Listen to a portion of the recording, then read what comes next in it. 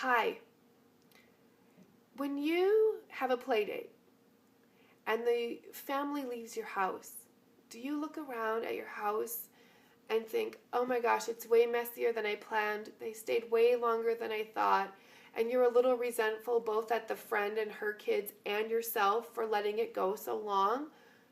Or when your friend leaves your house, do you think, that was lovely. Yep, I have a little bit of pickup, but the kids played this game really well and we had a great talk and it ended at a great time for me and my kids.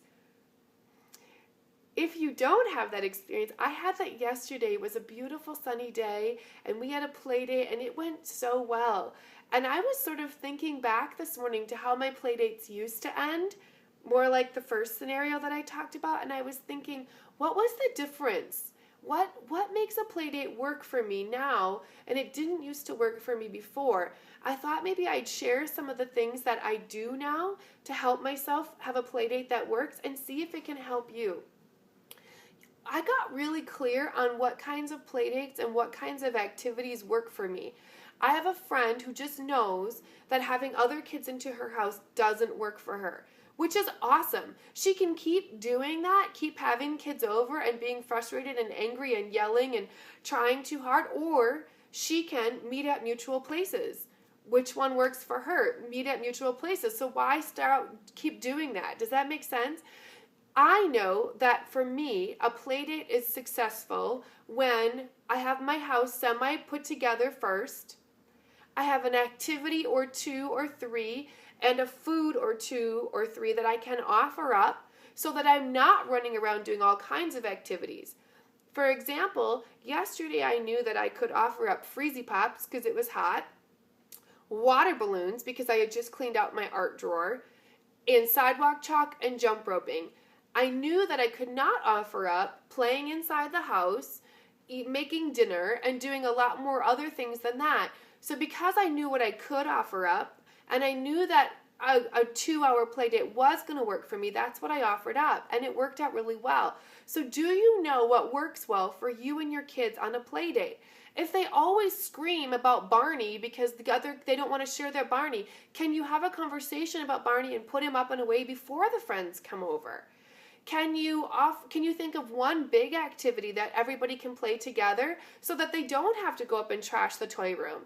I mean, can you edit out the toys and activities that won't work and invite into that space the things that will?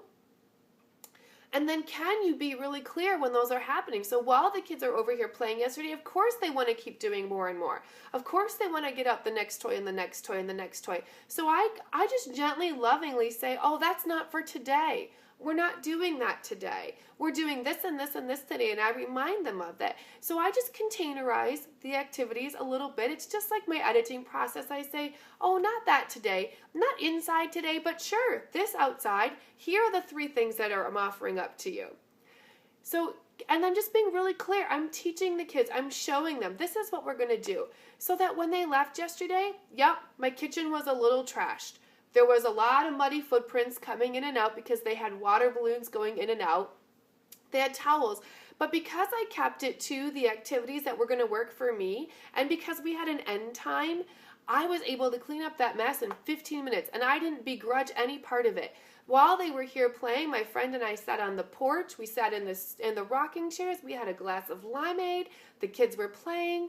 I got to connect with my dear friend. It was lovely. It was lovely.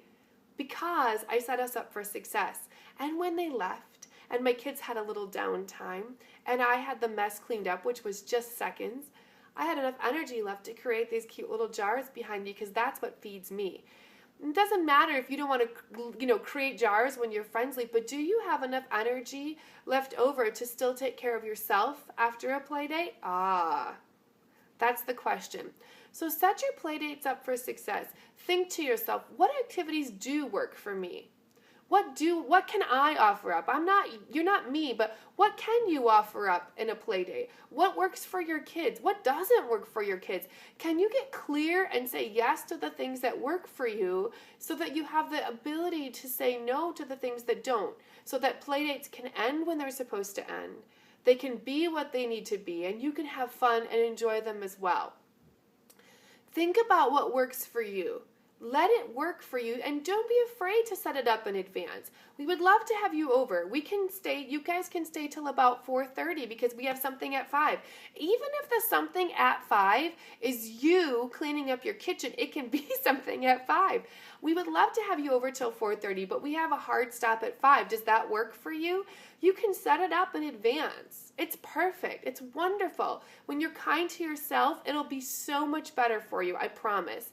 Think about it. Set up your next play date with the expectations and the parameters and the containerizing and the labeling and the clarity that works for you and your family, and you will have so much more fun, and so will they. Okay? I'll talk to you later. Bye-bye.